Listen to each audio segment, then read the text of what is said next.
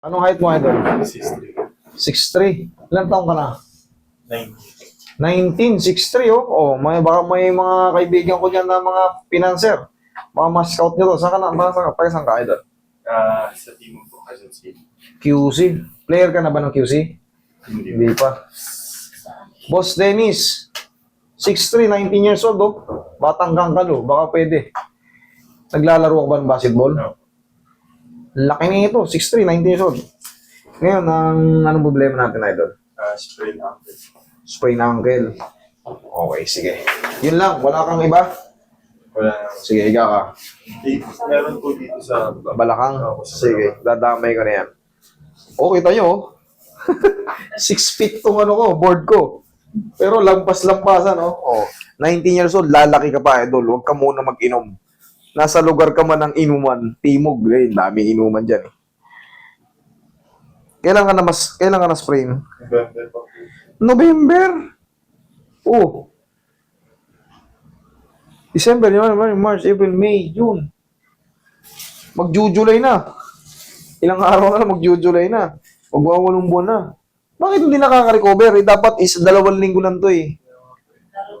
Laro ka ng laro, hindi natitigil. Ang nangyayari kasi sa mga ganito, teens, prime pa yan, talagang nauumpog pa sa board yung mga yan, ganyan, ganito kalaki.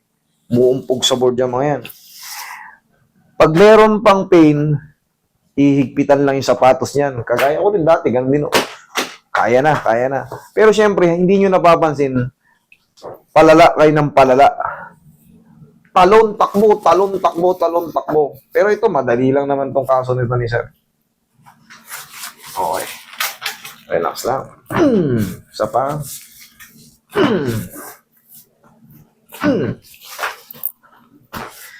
Saan ka naglalaro ngayon? Nasa university ka ba ngayon? Wala pa eh. Bakit wala? Pero po sa PUP po. PUP? Po, Doon natigil ang training. Ingatan mo sarili mo habang bata ka pa. Huwag ka mo. Hanggat maaari kung nagkakaroon kayo ng mga injury, pa-check nyo agad. Kasi yan ang magdadala sa inyo sa taas. Kasi pag bata pa kayo, tapos pinipilit nyo, kahit yung mga laro-laro, mga pustahan, konti-konti. Pag nalumbo na kayo ron, sira na ang karir nyo.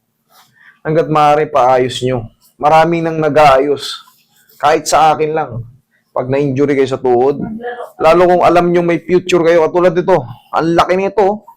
Lalaki pa to eh. 19 to, lalaki pa to. Baka lumaki pa to ng mga, baka mag 6'5 ka pa. Meron ngayon yung mga, lampas ka na, under 18, di ba? Meron mga under 18 game eh. Pero varsity ka ng, hindi naman. Hindi ka rin nakuha. Nakakat po. Alam mo kasi may backer yan eh. Palakasan din yan. Pero may magbabacker sa'yo na malakas. Sa isang university nga, sobrang liit eh. Dahil tatay niya yung head coach, varsity siya. 5'4 lang ata yun, pero nakuha ang varsity. Hindi ko na sabihin kung anong university yun. Pero nakakita niyo naman, naglaro yun eh. Pero kayong mga matatangkad, kailangan lang alagaan nyo katawan nyo. Huwag muna kayo magbisyo. Kailangan may mapatunayan muna kayo.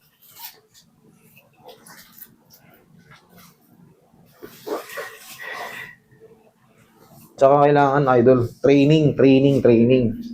Stamina. Kailangan ma-build mo yung stamina mo. Tumatagal ka ng mga ilang laro. Pero mapapaguring ka kagad, wala. Bibitawan ka na ano.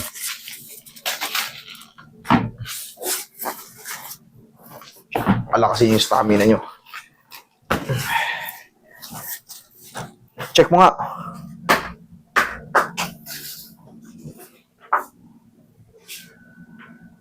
Meron pa po ko. Konti, higa ka. Pag konti na lang, actually normal na yan. Sa tagal ba naman ng pagkakaipit, ngayon na sumiyaw, may maiwan dyan normally. Eh parang konti pa dyan kasi yung pinaka-trauma. Pero okay na yan, sa tingin ko lang. Pag ipahinga mo lang to, baka maglaro ka agad. Ah, ba't natawa ka? Mukhang may laro kayo mamaya. Huwag mo muna ilaro. Hayaan mo muna mag-establish to kahit 1 hanggang 2 linggo. Okay? Roy. Yung tissue. Laki nung pa eh. Hindi ko mag-grip eh. Lalaki pa to, mami. Anak niya to. Baka lumaki pa to. May umiinom ka na ba?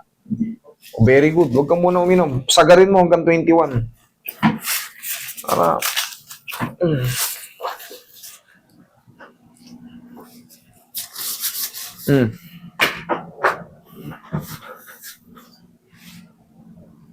Ito. Okay. Sige, idol.